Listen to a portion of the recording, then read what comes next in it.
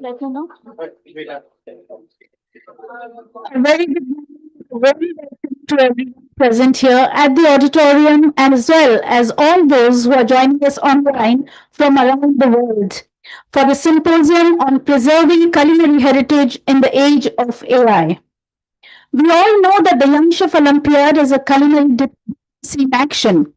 Each participating student chef arrives as a cultural ambassador, bringing with them the nation's culinary heritage.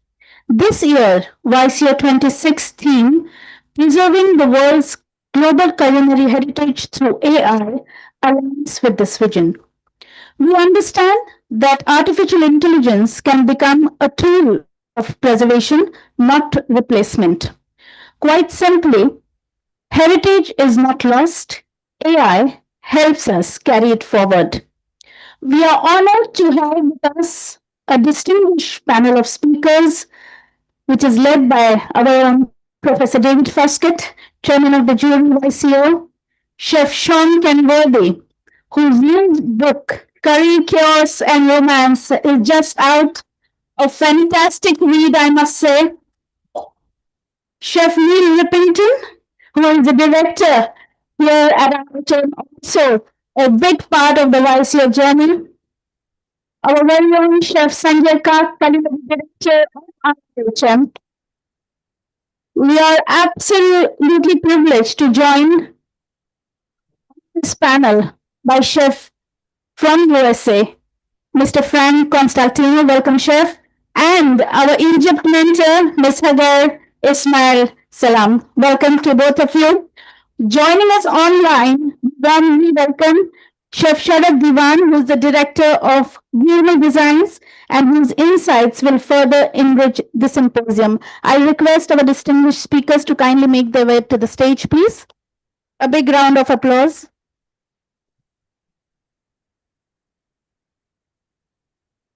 Please come.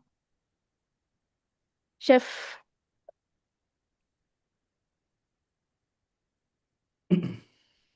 A very warm welcome again to the symposium. I will now hand over the mic to Professor David Foskett to take the proceedings forward.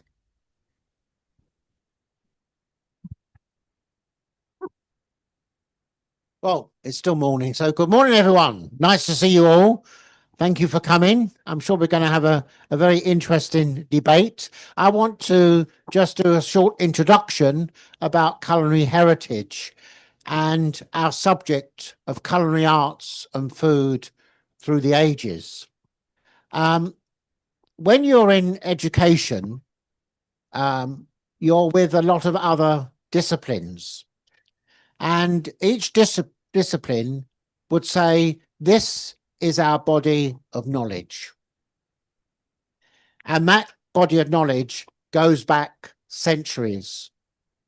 For example, if you take philosophy, it starts with Socrates, Aristotle, goes right through to Bishop Berkeley, to the modern philosophers of today, right through the ages. And that's their body of knowledge.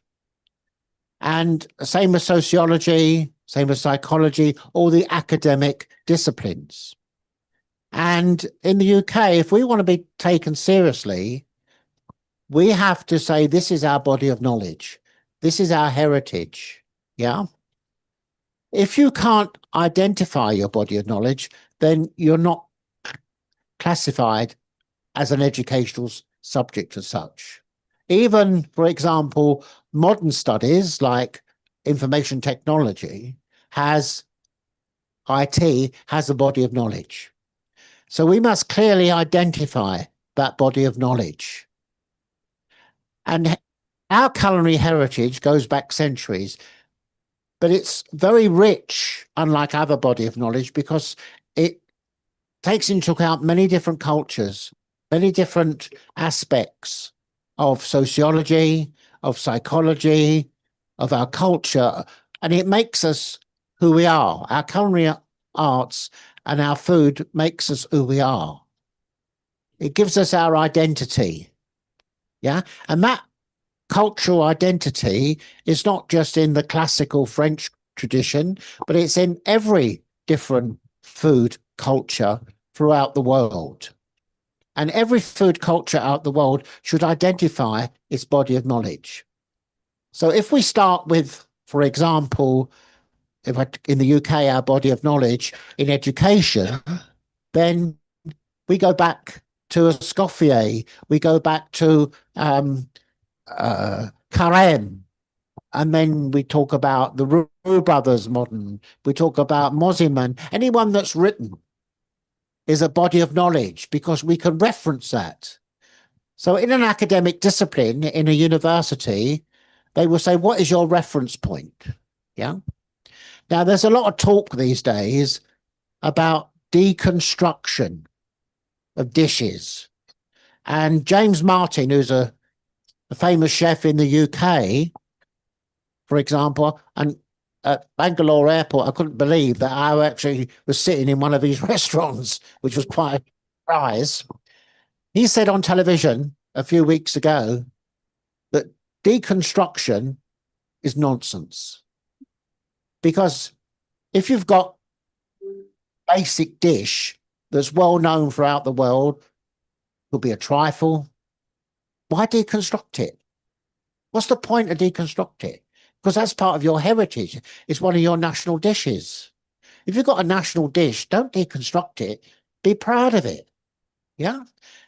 You can use various variations, but be proud of that dish. Yeah. So I think that's very important because we need to pass that on to the next generation and the generation after that and be proud of that because it makes us who we are. And we always remember when we're children, our comfort dishes, the dishes that we're most comfortable with. That's our psychology when we were brought up. That's part of our primary socialization. And then when we go to school, we learn different dishes. And that's our secondary socialization. And then when we partner with someone, particularly from a different culture, that's our tertiary socialization because we're introduced to new dishes. So when I'm in India and I learn about the dishes of India, it's my tertiary socialization. Yeah. Because these are classical Indian dishes. When I go to Thailand, classical Thai dishes, we must be very proud of that. Yeah. And that's very much our culture. And the way we cook is part of our culture. In Ireland, for example, there's a lot of slow cooking, stews. That's because the fuel was cheap. They cooked on peat. In China, for example, it's all fast stir fry because energy was expensive, fuel was expensive. So that actually influences the way we cook. Yeah. So it's a fascinating subject. And if I live to be 100, which I doubt it, I don't think I could ever understand the complexity of our subject. And we must be very proud of our subject, particularly when we're in an academic circle with other academics. Yeah, we must be very proud and clearly say to them, this is our subject. Yeah, this is our subject. This is the complexity of what we are dealing with throughout the world and the excitement and the interest that food gives us throughout the world. So I've been told now to shut up. Yes. Yeah. So, Samita, you're going to introduce. Yeah. If you okay. Thank you so much, Professor Foskett, for setting up the tone for the conversation today. We are very privileged to be joined with us online by Chef Sharad Diwan, who had introduced you earlier. Chef Diwan, if you can hear us. Yeah, good morning to everybody. Good morning from Jodhpur. Wonderful. Yes, Chef Diwan has very graciously allotted time because he's very, very busy. He's traveling the country and the world for assignments, and he's in Jodhpur today. I met him, I think, yesterday or day before in Kolkata, and he's again. So, welcome, Chef Diwan, again. And could we have your thoughts? You have been in the industry in terms of the hotels as well as now, venturing on your own. But what are your thoughts on preserving food heritage now that so many new techniques are coming in? Could we have your thoughts on this, please? Yeah, sure, sure. Good morning. What an amazing opportunity and what a relevant topic, Chef. As a chef, I think this is the most relevant topic to talk about in today's time. I have been a chef from the last century, because I became a chef in the last century, and walking into this century, lot has changed. Professor David Foskett has put it very eloquently that how exactly the definition of heritage has been changing over a period of time. Now, and Professor understands this from a different point of view as a chef and now as a entrepreneur. I understand it from a different point of view. I would like to first of all question exactly what is culinary heritage in today's context. I'm talking of people who are going to become chefs, people who are young, people who are going to carry forward this culinary heritage. I'm talking from their point of view. Uh, is it just what has been written in books so far? As Professor mentioned himself, when we look at French cuisine, we look at Escoffier and books like that, which we talk about food history. We incidentally in Indian food history do not have any documented book like Escoffier, but yes, we do have a lot of documents. Incidentally, we do have a lot of food history mentioned in Vedas. It talks about food as a science in Vedas, but it has never been published or really talked about very as relevance as Escoffier had done so. So for me, I question whether culinary heritage is just food history, or is it an identity of a community or a country? It is just about our culture, our geography, or is it an emotion, a story that we tell, pass it down to our generations, like what my grandmother used to do or what my grandfather used to do, or I work with this legendary chef and this is what he used to do. Is it just memories which will pass on as memories, which someday somebody will write as a storybook? Or is it we talk about indigenous ingredients, which are very relevant to my country, my state, my religion? Is it about when I talk about religion? Is it about ceremonies? There's a lot of our food culture is around ceremonies, marriage, death, child is born. A lot of our culinary heritage is around ceremonies. It's a lot of culinary heritage is totally undocumented. It is just passed on from mother to daughter to or to son and on and on and on. It is not documented. And in those, it is all about andaza. It is like you put things, there's no weightage put to it. You put so many grams of this and so many grams of this. It is just you put this and this and this. So that for me is culinary heritage. So first of all, we if we understand what is culinary heritage, we will be able to preserve it. We'll be able to carry it forward in a much better way. Because see, already a lot is lost. Already lot is lost because it has not been documented. But how do we pass it on verbally or in writing to the next generation? This is what I would like to question as what is culinary heritage, and it should actually become a part of subject of all educational institutions. And it's such a great thing that IIHM is initiating about talking all this, keeping it relevant to the present. Thank you so much, Chef. Absolutely. I think the need to document the recipes, for the future generation is so, so important, especially in Indian cuisine, which is such a varied cuisine, which no documented recipes, especially the heritage recipes that are not documented. Very, very relevant point, Chef. Thank you so much once again for joining. I'll request Professor Foskett to take the conversation forward with the panelists, please. Indeed, I want to now ask Frank, who comes from obviously USA, and they've got so much culinary heritage there. One of the leading cultures in the world. So, how do you see culinary heritage, Frank? So it's very interesting, and I think this is really an appeal to the student competitors.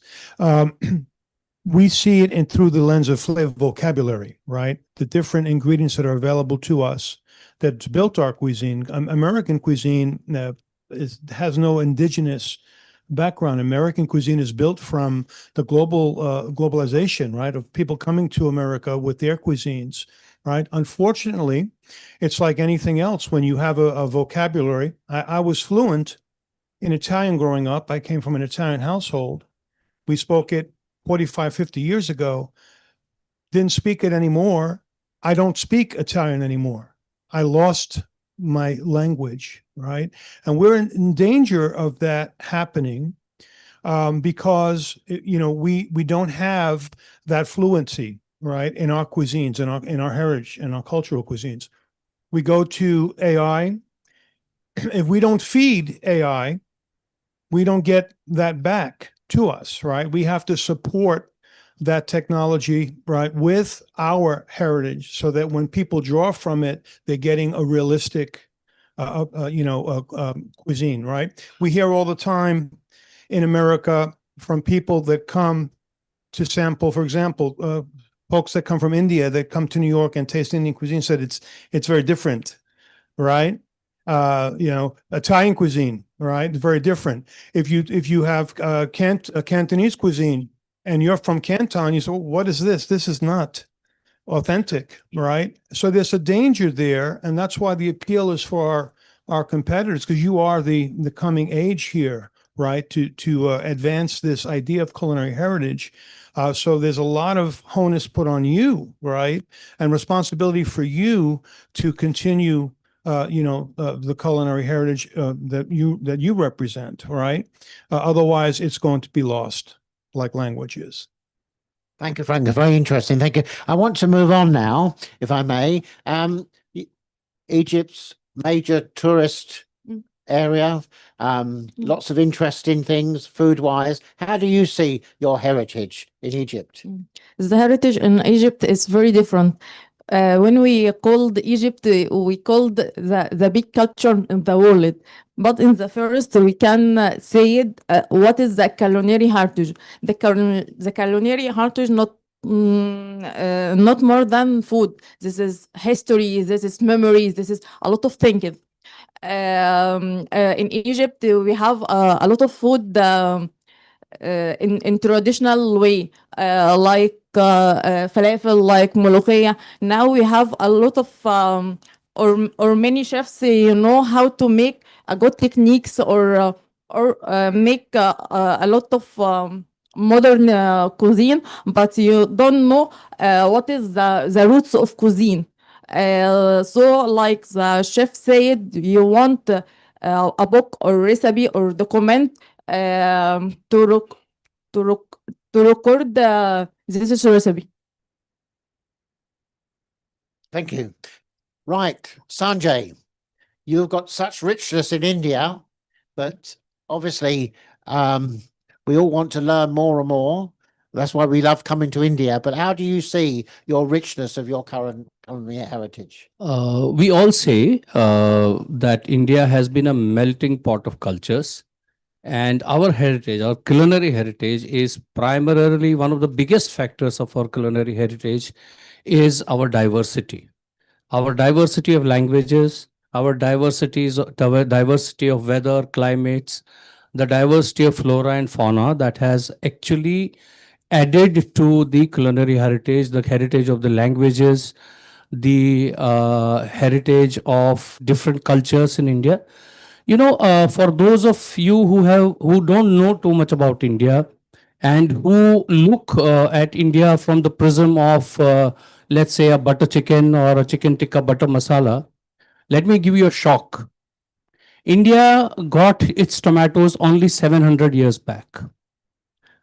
Around 700, I don't think even lesser than that. We did not know of chilies around 900 years back. We had no chilies. There were no chilies native to India. So, whenever we speak to our students and we talk about, cultural influences. For example, the cultural influence of the Mughal food. The Mughals came from central India. They came, they settled, they created a new cuisine culture. And when we talk about food of Delhi, and whoever comes from outside says, too spicy. But where did the spice come from? Where did the chilies come from? They came much, much later. And I was recently reading a book, a research paper, which says till the late 1900s, sorry, 1800s, till late 1800s, in the Mughal kitchens, there was no red chili, there was no green chili. Right? So all the food that has developed over the last 200, 300, 400 years, India has 3,500-year-old culture, continuous culture of 3,500 years. And we have books which are as old as 2000, right? Like Ayurveda. There is a book called Rig Veda, which has a book of recipes, which talks about health. But at the same time, I always say that our culture, our cuisine culture has been built on what we have imported, what we have accepted. The truth is that the people who came to India, either as invaders or as colonists, etc., they carried a lot out of India, but they also gave a lot. So my suggestion to all of us and my understanding of cuisine culture is that it's not only about what we have inherited from thousands of years. It's also about a combination of what has been coming to India from various sources, and the best part about India is the way we have imbibed it, the way we have absorbed it. Look at Calcutta. It's a crucible of international cultures, from Portuguese cuisine to British cuisine to French cuisine and to Indian cuisine, right? And Mughal cuisine for that matter. So I think preservation of culture is very important. And when I say culture, I mean inclusive culture. Not only look at what we had 2000 years back or 2500 years back, not look at everything that has happened. When I was a child, I will close my talk. When I was a child, I did not know what Maggi noodles were. Me and my brother bought a packet of Maggi noodles. We looked at it with awe for 2 days. Then cooked it and it went directly into the dustbin because we are not used to the taste. Today, it is almost a national dish for all the young children in India. Every breakfast, I think 80% of the children must be having Maggi noodles as breakfast. So we have imbibed, absorbed some good things, some bad things, but it's all our cuisine culture and we should preserve all of it. Thank you. Thank you very much, Sanjay. And that leads us very nicely into curry chaos romance from Sean. And because Sean is, how long you been in India now, Sean? 25 years. 25 years. So he's Anglo-Indian. I literally am. Yeah, he's Anglo-Indian. So it'd be interesting to see it from your perspective. So good morning, everybody. So yes, I've kind of I came to this. How long do I have anyway? Can I have an hour? So I came to this incredible city 24, I think, years ago. And I knew little about the city, actually. In the UK, nobody teaches you about Calcutta and what happened and what came and went. For many reasons, the UK don't teach really any of that anymore. But this is a city, and I love to talk about Calcutta. I love to narrate stories about it because I think it's a fascinating part of the world, really. So if we go back to, let's say we go back 500 years, the Mughal Empire, the last stand was in Calcutta. There was a city called Murshidabad, which is about 400 kilometers from Calcutta, I guess, 350. And around 350 years ago, I've read many varying differentiations, but around 15% of global GDP was run out of that city. And then obviously the British came to India. But before the British came to India, there was fights from the Portuguese, the Dutch. So if we go to the other side of the river from here, we still have very old colonies, which nobody really exists there anymore from those countries. But there was a Portuguese, a Dutch, a Danish, and a French colony, and everybody was trying to get its kind of taste and part of the spice trade that was going on at the time. When the British came here, it was very late. They came looking for spices and ended up taking textiles back and building an empire based on that. So I'm forever being questioned. Chef, is this traditional? And I think tradition is a very strange subject, really. I think it's something that's constantly changing. It's something that's been changing throughout history, going back to what Sanjay was saying earlier. Whatever, 250, 300 years ago, there's barely any, let's say, vegetables from the New World in India and globally as well, really. So if you think about it, globally, everybody has a celebration of things like zucca, if you like, pumpkin. Today, we have broccoli all year round. We have cauliflower all year round. We have, I mean, so many chili, capsicum. There's so many families that potatoes, for instance. I always say the Bengalis, without the potato, I think they'd die as of today. So it's interesting how obviously ingredients come to a country and food history constantly keeps changing. So it's also kind of like, it's a strange thing, really. And that's nothing to do necessarily with the chefs historically, but I still believe that chefs need to be curious. We need to continue to document history, I think. I think it's incredibly important just for future generations to know what came and went through a country. But again, picking up on what Sanjay says, I have people fighting with me on social media. I don't really post too much anymore. But I have people fighting with me that this has been part of our food culture for generations. And I'm forever saying, actually, if you go back 2 generations, it was never part of your food culture, actually. Something that you eat today was actually, it didn't exist 2 generations ago. And I constantly think today that if I speak to an 18-year-old 10 years from now, they're going to fight with me that Maggi is part of their food culture for hundreds of years in India, which is also quite a sad fact. But I think from a chef's point of view, I think you need to remain curious, I think. And I think India is at the beginning of a curve where, and I still think it's at the beginning. A lot of young Indian chefs will say, oh, we've been doing this for like 15 years now.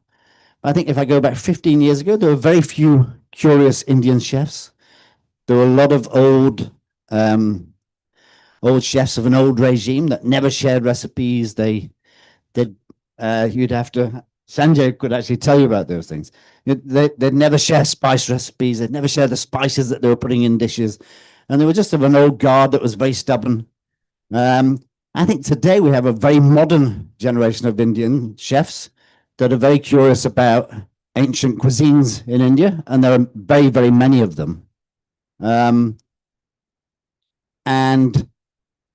how we can explore those cuisines and how we can, I know going back to where we started, but how we can do something modern with modern processes, with modern techniques from around the world, plus modern techniques that are also growing in India. So I think India is an incredibly exciting place at the moment. I think if I talk about Anglo-Indian cuisine, which is an almost forgotten cuisine, actually, one of my favorite things to kind of like write and talk about. It was a cuisine that was set up. And also, you have to think that obviously somebody had come from another country to this country. They wanted something that tasted like home, but they found very different ingredients. They changed and bastardized recipes, bastardized dishes, and things became a completely different cuisine over a period of time. I remember doing a wedding in Paris, and I'll keep it short now, about 10 or 12 years ago. And we wanted Chinese food, so we went to this Chinese restaurant, and the food came out looking very Cantonese, beautiful, lots of color, lots of flavors, lots of texture. And it had been stripped of any flavor whatsoever, really. Mainly because of the French, actually, because they wanted something that didn't taste so overtly, if you like. So I think those kind of things, and you'll always find cuisines getting bastardized as we talked about in America, really. Cuisines have come, they've gotten bastardized, they've changed. There's nothing to say that it's better or worse than the last version, but I think it's just a fact, really. But preservation of food history, as much as we can, and as much as we know, is an incredibly important part of everything that every chef needs to continue, I think. We have AI at our fingertips. And if we use it wisely, and if we ask the right questions and constantly keep asking questions, then we'll also get some sort of answers just for our own curiosity as well. Oh, thank you, Sean. That leads us very nicely on to we are what we eat, our heritage. It's very much part of who we are, our psychology. And I'm going to pass over to Neil, who's the author of the new, or co-author of the new book called Culinary Psychology. Yeah, which when does it come out? Comes out in March, but you can pre-order it on Amazon as of right now. All right. Okay, fine. Thank you. So I think this is going to be very interesting because this is groundbreaking text that Neil and his co-authors have written. I very much look forward to reading it. So over to you, Neil. Yeah, thanks, Professor Foskett. Good morning, everyone. I've got to agree with everyone's perspective so far. It's we've always had a hunger to learn. We all love food. I think part of culinary heritage, I'm actually looking at it because you're bringing all of your heritage to India, all of your experiences, and your culinary heritage begins way before you were born. Your influence has come from generations and generations before you. The world is a natural flavorist. Okay, nature is the natural flavorist. Without nature, without our seas, without mammals, without plants, without this planet, then we have nothing to cook with. You spoke about the Chinese. The chopsticks were originally, used as part of the cooking technique, and they were then used afterwards to transfer that food. So we are constantly in this state of evolution. And the fact that you're all here today is because you're hungry to learn, and I think listening to particularly what you were saying about language, there's this danger that we are in such a hurry because we are here for a short time. I feel like my life has just gone so quickly. I can't believe, just how quickly the decades pass, and we're all in this rush to learn as much as we can, to experience as much as we can. And this isn't a new thing. It's become more economically viable for us in the last 50, 60 years to travel the world. But we have been exploring, sailing ships, going, the British in particular, coming to India, the Caribbean, etc. And part of that, as well as the economic reasons behind it, was exploring food, exploring culture, stealing things. I think chefs will also agree that that hunger to learn is the fact that we want to steal stuff from people.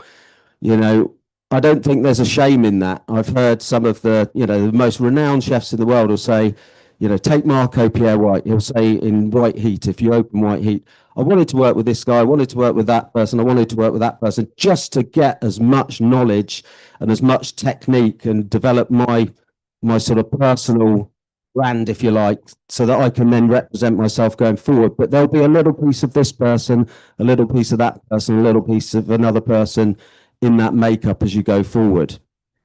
So I think if I'm linking it to what Sean was saying about AI and things, I think we're at this pivotal point in our existence where we have to use AI very, very carefully, because we've spoken about passing, how many people will say that their grandmother's food tastes the best and all their memories from the past are from great grandmothers passing it down? Why was that? It was about technique. We've talked about secrecy. I remember chefs, you mentioned Clem. I've got his face on my jacket here because he's the patron of the Royal Academy of Culinary Arts, that body of knowledge. Cooking for kings, he cooked at the Royal Pavilion in Brighton, cooking for the royal family. Back in the day, chefs were quite protective of their recipes because they felt that if I share my recipe with Sanjay, Chef Kark, he's going to do it better than me, and then I'll get the sack. So I was very protective. I'd only let people know what I needed them to know so that I retained my position and my status as the chef. So like Sean was saying, we could talk about this for the next week because there's so much to talk about. But if I could get across the importance of what was it that made grandma's cooking the best. You know, what was it about those ingredients, those techniques? Like I've told Chef this before, but I had a fascination with Indian cuisine from a very young age. One of my friends, it's my best man, he got married into an Indian family, and I learnt to cook Indian food from his wife's mother, who sadly is no longer with us. But she took me to Southall in London. I bought a tandoor, you know, so I was the only person that looked like me in this particular region. And they're saying, why is this little white boy with red hair buying a tandoor? What is he going to do with this tandoor? You know, and I'd go into the supermarket and they'd say, you know, why is he buying chapati flour? This guy has no idea what he's going to, you know, do. But I learned from her. Her technique and her approach was something that you cannot, AI can get you to a degree, but there's no way that I would have learned those techniques. I would never have learned how to use the tandoor without spending time with Indian chefs. And we have this desire, you know, as we travel, and everybody loves to travel. Exactly. AI doesn't tell you that you're going to have no hairs left on your arm afterwards because they've all been singed, and if you leave it in there too long, you're actually going to cook your arm very quickly. Yeah, it might tell you that, you know, be careful that you might roast yourself alive. But so this body of knowledge is just so important, and we have a responsibility for looking after our planet, looking after our the resources that are out there, looking after our health, but also when we're talking about psychology, we eat primarily through flavor and taste. If you're blind, you're going to have no idea what this food looks like.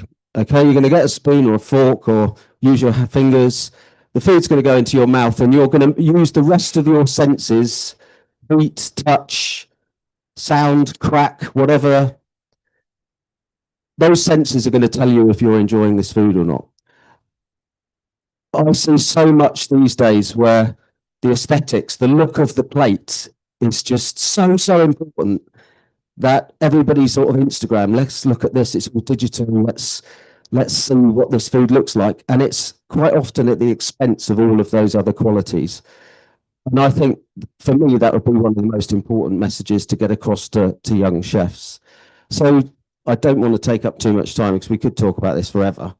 But the psychology brings in history, it brings in religion, it brings in celebration, it brings in all of the things that were spoken about by Chef when he said about, you know, we use food as a vehicle for births, marriages, deaths, birthdays, celebrations of getting your degree or whatever it might be, like passing your driving test. Let's go out for a meal. You know, we bring together people. It's a social activity. You know, eating on your own is not as much fun as eating with your friends. It's eating by the seaside, listening to the birds, listening to the waves, having a lovely cold glass of your favorite drink. Of those surroundings it's not just about the food. All of those things contribute to your enjoyment. And sometimes when you think back on a meal, you think, what was it that I really, really enjoyed about that? Was it the place? Was it the people? Was it the food? Was it the drink? Was it the person serving me? It's all of those things. It's all of those things. But we have an important role. Teachers are the proverbial, chefs are the proverbial teachers. You have the responsibility to take your heritage, use AI responsibly, and you're teaching the next generation. So it's over to you guys. Oh, thank you very much, Neil. That's most interesting. I think that what we've learnt very strongly, that there's so much to learn out there in food, and the science of food, the culture of food, the history of food, the psychology, and also the politics of food as well. There's a lot of politics in food, particularly when you look at food security. But I think that's where we can go into AI and learn some of the things that we're not quite too sure about. particularly on food security and the politics of food, and there's so much of it. But the investigation and the research and the interest, and it reminds me of what Socrates said.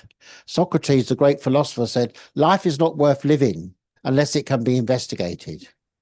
And for us, it's all about investigation all the time.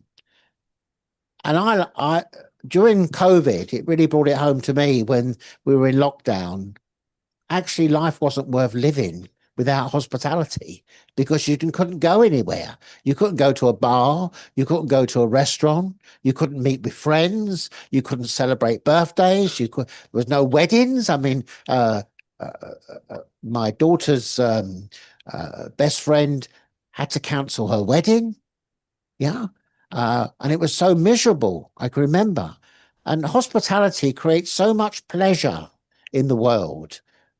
Yeah. And what you do is create a lot of pleasure. Yeah. So that's why I think as hospitality people, as culinary arts people, you must be proud of what you do, celebrate what you do, because actually a lot of people out there wouldn't have such a great life without hospitality. So I would say, well done to you all. Be proud of what you do, and thank you for what you do. And what I'll do now is take any questions from the floor will be most useful. Yeah? Any questions from the floor? Anyone got a question? No one? Professor, if I may just add on to what you are saying, we always talk about that this is like when we talk about AI, we talk about humans, and now we are talking of culinary heritage. We always thought that this is man versus machine sort of a fight. But I actually feel it is not a man versus machine. It is memories leading technology. It is like food stories or being rewritten. AI cannot rewrite our culture. That's what we should understand. AI is not here to rewrite our culture. It is here to preserve it for generations. And should use it as a tool and not as a master. Yes, AI, do not be worried about AI. You call it artificial intelligence. Yeah. Some call it advanced intelligence. Yeah. Don't be worried about it. I get asked this question a lot about AI. Is AI going to take our jobs? No, it's not going to take your jobs. It's going to enhance jobs. It may even create jobs. Yeah. It allows us to get closer to the customer, the guest experience, enhance the guest experience. We know all these things. Yeah. But AI doesn't have empathy. Yeah. AI is not human. Yeah. Hospitality is human. To be hospitable is to be human. To be human is to be hospitable. Yeah. Don't be frightened of AI. Far from it.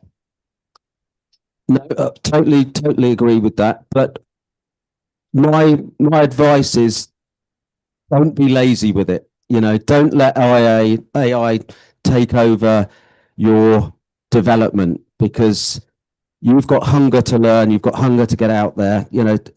In the educational world around universities, and we won't talk about chefs, but there's lots of problems where people are just using AI to write their theses and their dissertations, and some people are getting through and they're passing, and it's lazy, but it's also harming the individual. They might think they're using AI, it's cheating at the end of the day, but they might be thinking it's doing them a favor when actually it's causing them damage. So if you use AI, it's got to be, as you were saying, it's got to supplement what you do. It's got to add to your development, not take away the potential for you. So when you're using AI, make sure you're using it to build what you're trying to do yourself. Yeah.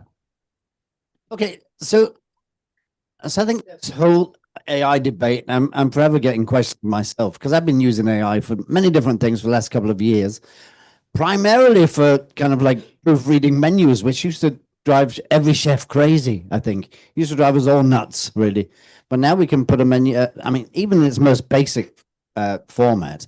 But I think something that we should all be very blessed for, I think. We're in an industry where we have to learn a trade and a craft. And okay, there'll always be FMCG, as they call it. There'll always be industrial food. There'll always be industrialization of food. That will continue. But I think at the end of the day, we still do a job where we use our hands, we need to use our brain, and we're a craft skill that needs to be honed, I think. And particularly speaking to all the mentors here, who've also been through similar kind of like systems and regimes like we have. The youngsters still have that yet to come, I think. But yeah, I mean, don't be afraid of AI. It's not going to take over our jobs in certainly our generation anyway, I don't think. Be curious about AI. I think if you have some questions to ask it, and you can get into great conversations with something like Chat GPT about a theme. If you wanted to understand a dish from your country and try and research the history, and AI will come back with something, then you can ask it further questions to dig deeper, and you can gain so much information by just constantly keep asking questions and not just taking everything for granted that AI gives you. There's also lots of backtracking you can do with other apps where you can backtrack. Is that information correct? You can also look for papers that were probably written on something. So I think it really is a great opportunity to get into the really nitty gritty details of things, which you couldn't really find it very, very difficult to learn otherwise, I think. And as a chef, I think it's very exciting. I think that's true, and that's very important, because I think that with AI, you've got to question, analyze. It's not all true. Yeah, you've got to be very careful. I have a saying. It's called "the computer says no," and often the computer's not right. There is, and that's so important. You wouldn't know this, but people from the UK know we've had a huge scandal in the last few years where our post office prosecuted over 500 people for financial fraud because they didn't believe the computer was wrong. And it's the biggest in social justice we've ever faced. And basically the people, the CEO, the people at the top didn't believe the computer could be wrong. Yeah. And that if we don't learn, I keep saying to people, we don't learn from the post office scandal, we will never ever learn. And you must question AI. You see, when I was lecturing, I used to say to the students, I'm not going to teach you anything. I'm not going to teach you anything. I'm going to teach you how to think, challenge, and think outside the box. Don't take anything on face value. Question everything. Yeah. Don't take on board blind obedience. Question it. Is it right? How can you change it? Because philosophers over the centuries have tried to interpret the world and continue to interpret the world, but they've never changed the world. It's up to young people, the future generations, to help change the world for the better. And that's so important, to challenge, to question. And also, I used to say to students, I have never failed anybody. I don't believe in failing anybody. Students fail themselves. And the reason they fail themselves is because they don't learn, they don't do the work, they don't study. I will give you the tools. I will give you the tools that you will pass and you will be successful. I don't fail you. Yeah? And AI is another tool. And look upon it as another tool. Any other question? Any questions? There you, Francois. You can just, yes, please. Just take your.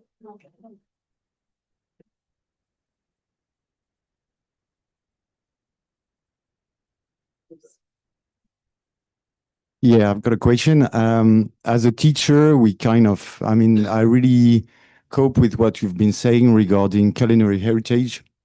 And I'm pretty much the same age as most of you. So basically, I've been, as a student, learning a lot from the ancient way of learning. And as a teacher as well, I really cope with the fact that heritage in techniques and everything is really part of it. And with the students we have in front of us today, with social media and everything, they are really using these tools to actually move forward creativity, showcase what they are doing, what they are inventing and everything.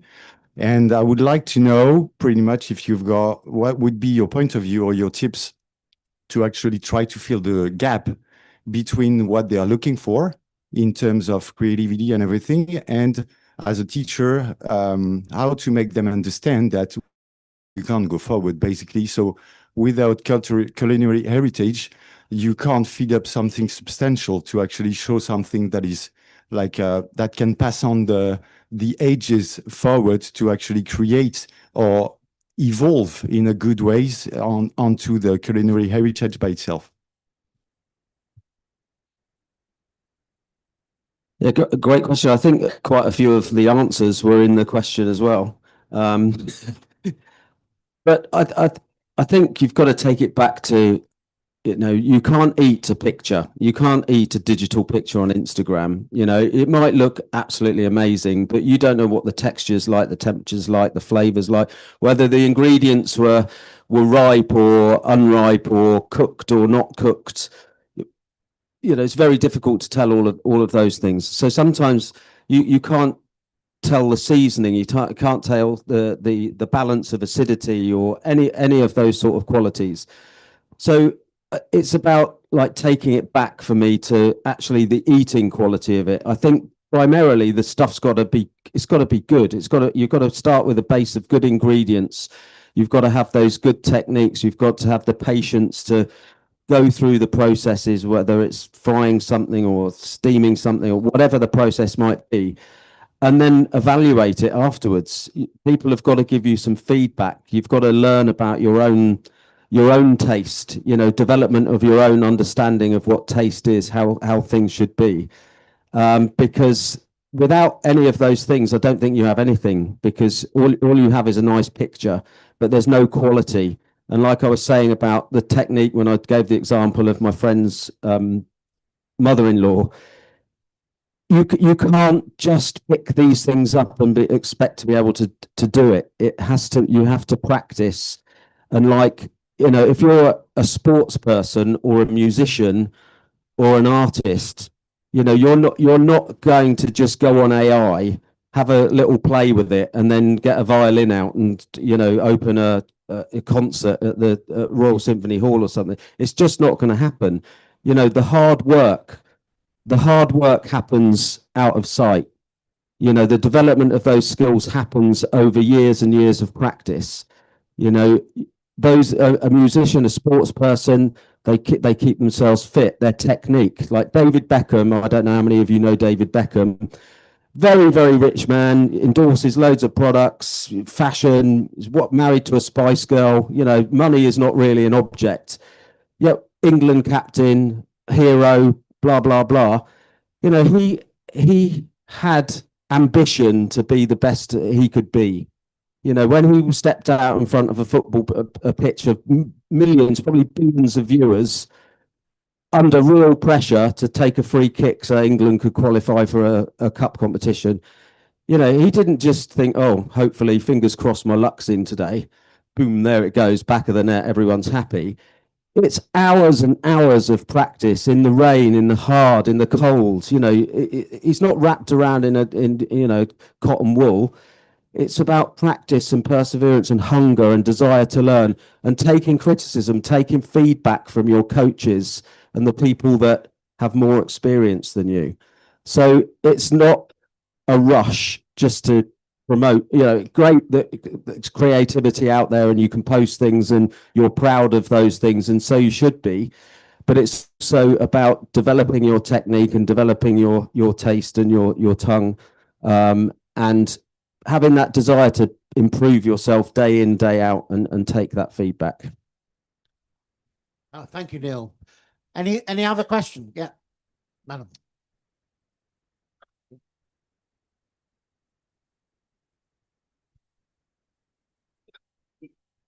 Thank you very much. My name is Chef Sheila from Uganda. And my question is, how do we create a culture in our schools of these students to be able to use AI as a tool, not as a replacement for human beings? Because currently, like Chef Francois said, the students are using it more like humans and they are not using it as a tool. So how do we create a culture to ensure that these students are feeding the right information and also the lecturers are feeding the right information into the AI so that we have a continuation of what has been our heritage? Because if we don't feed it right, then it will not have the information we need it to have. So how do we actually create that culture? Thank you. That's a very good question, and that question is being asked all over the world at the moment in educational establishments. I'm not in teaching anymore. I've retired. And how would I handle it? And I tell you how I'd handle it. I would print it off of AI first. I'd print it off and I'd give it to them. I'd give them, if it was an essay, for example, an essay on leadership and management, how do you define good leadership and management? I'd go into AI. I'd print it off. I'd give it to them. And I'd say to them, analyze it. Is it right? What's your thoughts on it? How would you implement that? Put the ball in their court. That you're one step ahead. You've printed it off of AI. They now have to critique what AI is saying. Because I've gone into some of it and it's not accurate. And I've actually looked at something where I could add to it.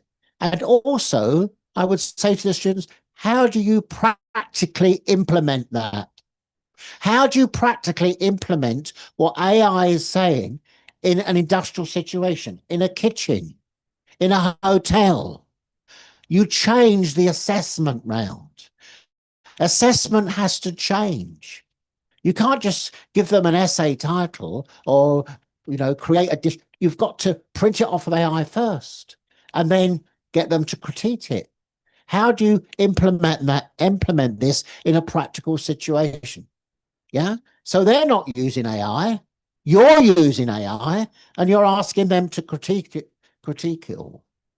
Yeah. And another thing is also knowledge is powerful. Knowledge is very powerful. And sometimes that knowledge is not on AI, it's in your head because you've got to make quick decisions, particularly in the industry. You've got to obviously get out of difficult situations, trouble situations. Yeah. And you've got to think quickly and think on the spot. AI can't do that. You've got to do that. You're in a situation where you can't run to a computer. You've got to do it there and then in a kitchen, in a hotel, etc. Yeah.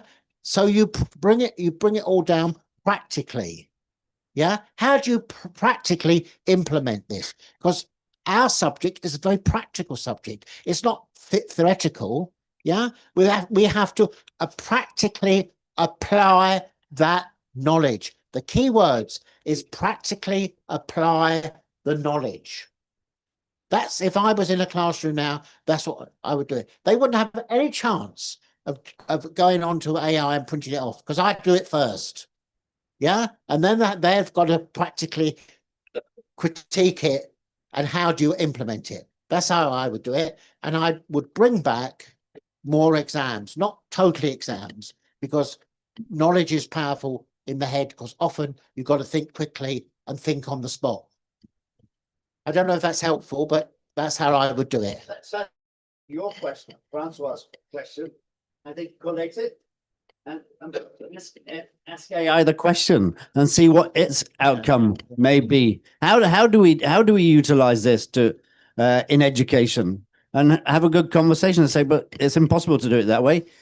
Show us another direction and just keep asking questions. I mean, that's the great thing about AI. It's not, there's no direct kind of like immediate like solution, but you can keep asking questions until something might make a little bit of sense. I think the key thing is in education is teaching students to challenge, to question, to think outside the box, to become creative themselves, to be innovative thinkers.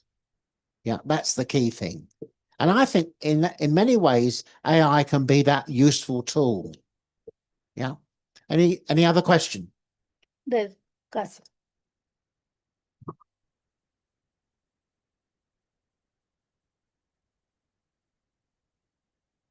I don't know if it's a question, but it's something I think about a lot. It's that with the cultural heritage, I find that my students, a lot of the families don't cook at home.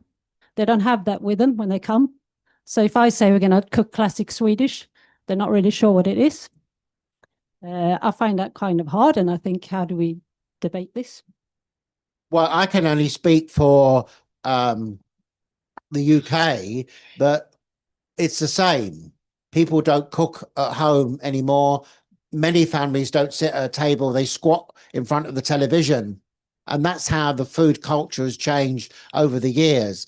And a lot of that is because both parents work, yeah, and they have to work, and they haven't got enough time to actually cook, and they don't know how to cook. Yeah, they don't know how to cook healthily. One of the biggest problems in the UK in health is poor diet. Yeah, a third of all cancers in the UK are caused by poor diet. It's interesting, in America is way ahead of any other country I know in terms of culinary medicine. Yeah, I don't know if you want to say something about culinary medicine, Frank, because they have really begun to nail this. And one of the professors in Tulane University, I forget his name now, Frank, sorry, but his clinical papers, and I've got some of his clinical papers, by actually improving people's diet, you can reduce the dependence on many prescription drugs by 13%. So, but I'll hand over to Frank because they're way ahead of the game. We've just started in the UK, but the USA are really way ahead of us. Yeah, absolutely, Professor. Thank you. The reality is that in medicine in the United States and in pretty much every country, there's no nutritional. They take a 1-hour nutritional course, a doctor. The focus is on prescriptions rather than preventative. Work coming out of Tulane University has changed the whole projected trajectory of food and medicine. Doctors are now looking more to food and diet for preventative measures, not to treat something but to prevent something. So we see that definitely happening. I just wanted to pick up on something that you said. You know, it's interesting to me from a cultural standpoint with young culinarians. We'll go out and we'll win a national championship. And on our way back, where do they want to stop to have lunch? McDonald's, right? We stop at McDonald's. It's with my culinary team back in the United States. It's always the same thing. It's me standing at the register and them ordering their food, and then at a fast food, and that's what they want to eat. However, they can cook high level. So what we want to do as educators is provide a strong technical foundation and to teach young culinarians that great cooking does not come from the head. Great cooking comes from the heart. That's why grandma's cooking is so good. She couldn't explain to you how she does something. She does it. And when you ask her how you do that, I just did it. You say, well, I try to do it, but don't come out that way. What did I do wrong? Right? Because you're thinking about it, right? Great cooking doesn't come from there. And that's our job, right? AI is a tool to help us understand. To your point, Chef, have them cook, have them assess what they cook, right? Okay, and then use AI as a guide to, well, does this taste authentic? Do these flavors come through? If this is traditionally what this food is supposed to be. So I think it's super important for us. Technique, very, very important. And technique transcends all cuisines. Deep frying is deep frying no matter what cuisine you're doing. Saute, roast. If you're calling something roasted chicken has a characteristic. It's got a crispy skin. Otherwise, guess what? It's not roasted, right? That's your job as young culinarians to make sure that you nail those techniques, and they're in your toolbox, and it never changes, right? And then you can apply that to any cuisine, bring your flavor vocabulary, and cook anything in the world. Can I pick up this last one? And so just to answer your question directly, in the UK we have the same problem. I'm guilty that sometimes you take for granted that when people leave and they go home that they're going to have dinner with somebody or sit around a table. You sort of take for granted that that's normal, and it's clearly not normal, because people are, they're living very fast. Like I said earlier, you were talking about the noodle example, but everything's sort of in this rush. So one of the things that I'm really keen to do is take students on meal experiences. So we get some funding, we get some sponsorship, we work with the industry, the stuff I'm doing with the Royal Academy of Culinary Arts, and we're taking students to, I'm making some deals with the restaurants, and I'm taking the students for meal experiences. I'm getting them to sit down and getting them to explore the environment, because I think if you take for granted, no, this isn't aimed at you, but if we take for granted that this sort of thing happens, it doesn't, and I don't think the students ever learn what it's truly like to eat in that environment. And they're also preparing themselves to cook for other people, like you're saying. It's sort of slightly mad, but develop all these love and knowledge of food, etc., but don't then want to enjoy that. So I think if you can sit on the other side and experience that, it adds to your development. Thank you very much, Neil. Oh, I think we've got time for one last question, have we? One last, yes. One last question. One last question. There you Yeah. go.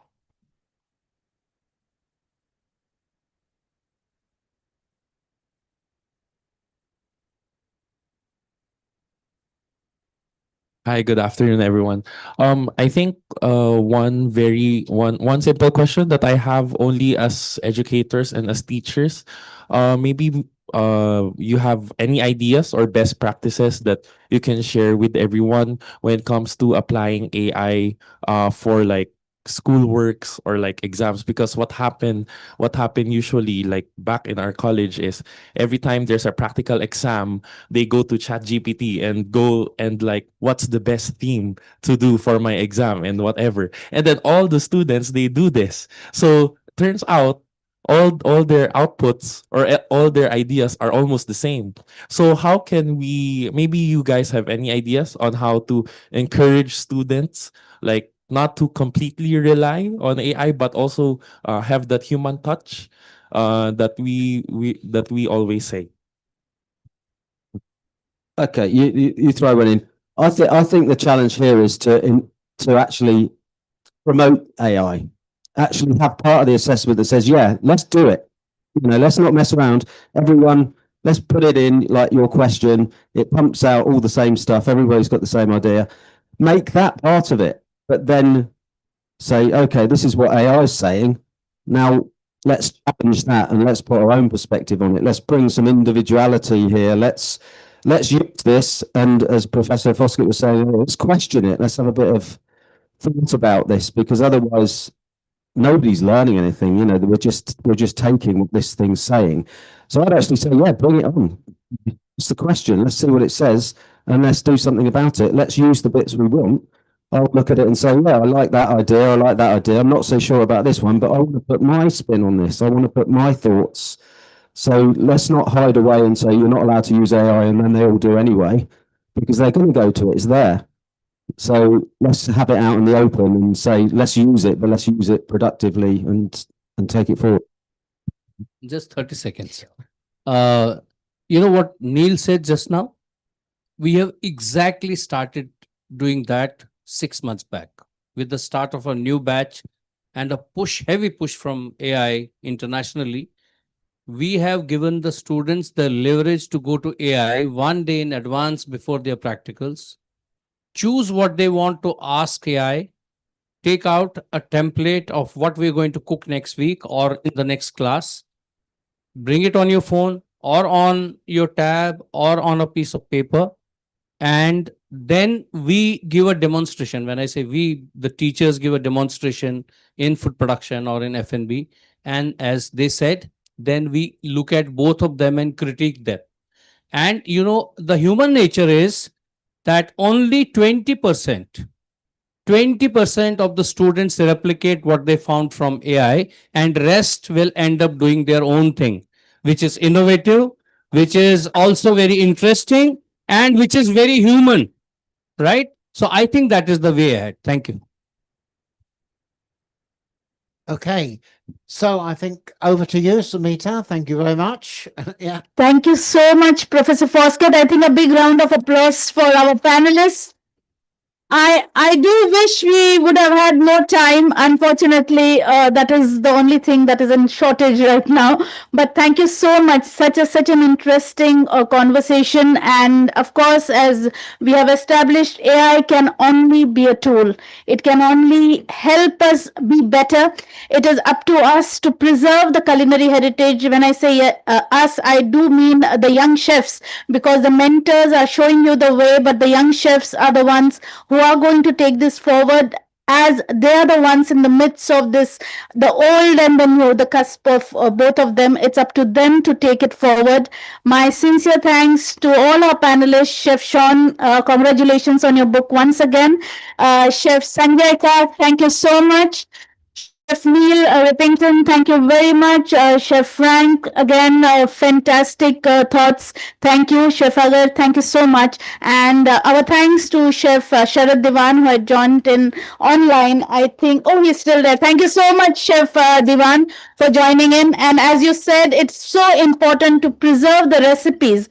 It's so important to document our heritage, and I think that's what AI can be used for as a tool. It will never replicate the soul of a chef that you all will be putting it in. So thank you very much, dear panelists, and of course, a big round of applause for Professor David Foskett for mentoring us always and for guiding us. Thank you so much, sir, and thank you everyone for joining online. Talking about culinary heritage, we have a small class for you, a master class which will be taken by none other than Chef Sanjay Kak. We will be proceeding for the master class, which is about culinary heritage. You would be learning a little bit about the Bengali food, because we are in the eastern side of India, known for its Bengali cuisine. So we will be proceeding for that. I have the students waiting for all the mentor chefs, student chefs, to guide you to the kitchen. So thank you so much, everyone, and